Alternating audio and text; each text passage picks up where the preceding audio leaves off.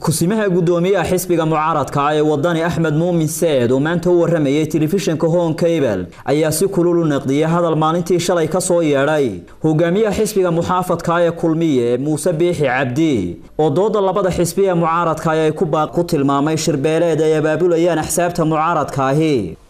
halta waa nasiib daro in gudoomiyaha ku-meelgaarka ee xisbiga Kulmiye Muuse Biixi Cabdi isagoo maanta muddo badan ku jiray siyaasadda Soomaaliland inuu maanta kala garan waayo shirbeeleed iyo dood qaran waa nasiib daro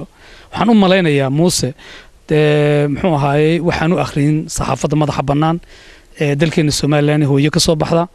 telefishinnadeena madaxa bannaan ee kuwa qaranka ma noqday dalka ka soo baxa waayo annagu waa naga ceeb wadani ahaan iyo xisbiyada mucaaradkaaba inaanu ku baaqno shirbeeleed waxa la yiraahdaa waa markayna dawlad jirin laakiin maanta inaga Soomaaliland dawlad baynu leenahay taalkay doonto halahaato laakiin anagu haddana xisbiyada mucaaradka nahay waxaanu ku baaqnay oonan cidna u daba fadhiisanayn amarna aanan uga qaadanayn dood qaran oo saxaafadda madaxa bannaan ee Soomaaliland ku soo baxday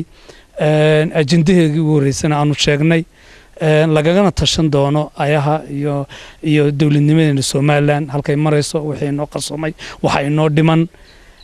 marka waxaan u maleynayaa hadalka shalay Muuse ka soo yeeray Muuse waa dalkeensan maanta Kulmiye isaga maridu ku gubanaysa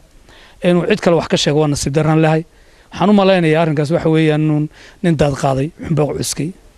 kusimaha gudoomiyaha xisbiga wadani waxa uu sheegay in dooda ay ku baaqeen labada xisbi ay qaban doonaan isla markaana aanay jirin cid hor istaagi karta qabashadeeda waxa weey go'aankan u qaadanaynaa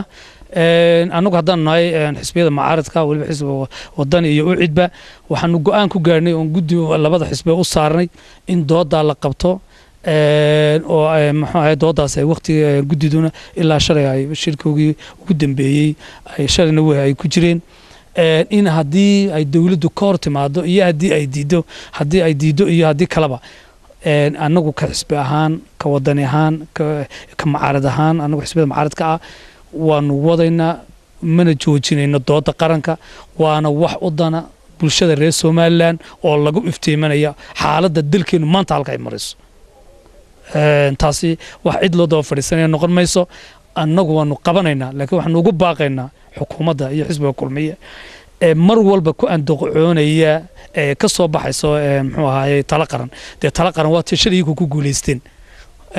malaatiyoon bay kaga dhigantay laakiin annagu wax tala qaran la yiraahdo nooguma jinto ajendaayga shaqana kuma leeyin